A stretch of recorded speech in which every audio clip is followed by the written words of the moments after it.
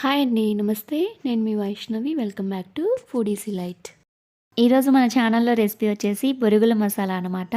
మీరు ఇంట్లో ఎప్పుడు బొరుగుల మసాలా చేసుకున్నా కూడా బయట బండి మీద అమ్మే మసాలా టేస్ట్ రావాలంటే నేను చెప్పే మసాలా పౌడర్ని యూజ్ చేస్తూ బొరుగుల మసాలాని ట్రై చేయండి. యాజ్ ఇట్ ఈస్గా అదే టేస్ట్ వస్తుందన్నమాట.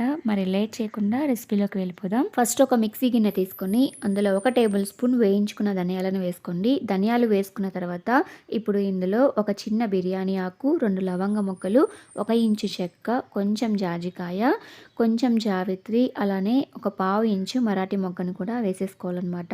ఇవన్నీ వేసుకున్న తర్వాత ఇప్పుడు ఈ మిక్సీ గిన్నెపై మూత పెట్టేసి వీటిని ఫైన్ పౌడర్ లాగా గ్రైండ్ చేసుకొని ఒక పక్కన పెట్టేసుకోండి. తర్వాత ఒక మిక్సింగ్ బౌల్ తీసుకొని అందులో 2 మీడియం సైజ్ ఆనియన్స్ని సన్నగా తరుక్కొని వేసుకోండి. 2 చిన్న టొమాటోస్ని కూడా చిన్న ముక్కలుగా కట్ చేసుకొని వేసుకోండి.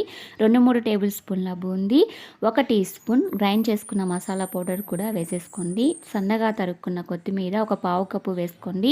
ఇవన్నీ వేసుకున్న తర్వాత స్పూన్తో ఒకసారి అన్నిటినీ బాగా మిక్స్ చేసేసుకోవాలన్నమాట. మీకు నచ్చితే ఇందులో సన్న కారపూసైనా వేసుకోవచ్చు, ఇంకా బజ్జీని కూడా వేసుకోవచ్చు అనమాట. ఇవన్నీ మిక్స్ చేసుకున్న తర్వాత ఇందులో 2-3 కప్పుల బొరుగులని కూడా వేసేసుకోండి. వేసుకున్న తర్వాత చేతితో ఇవన్నీ బాగా కలిసేదాకా, బాగా మెత్తగా అయ్యేదాకా మిక్స్ చేసుకోవాలన్నమాట. ఇలా చేతితో బొరుగుల్ని బాగా నలుపుతూ మిక్స్ చేసుకోండి. ఇందులో వాటర్ కూడా వేయాల్సిన అవసరం లేదు. టొమాటోలో, ఆనియన్లో ఉన్న మాయిశ్చరే సరిపోతుంది.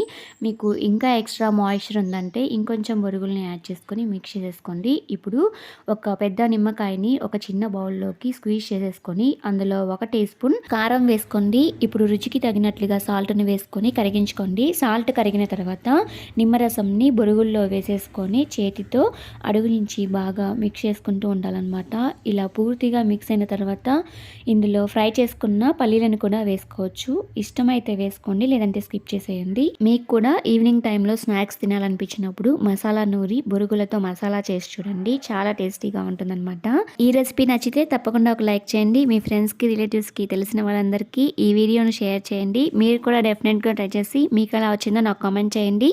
మరెన్నో టేస్టీ రెసిపీస్ కోసం ఫుడీస్ లైట్ ఛానల్ని షేర్ చేసి సబ్స్క్రైబ్ చేసేసుకోండి.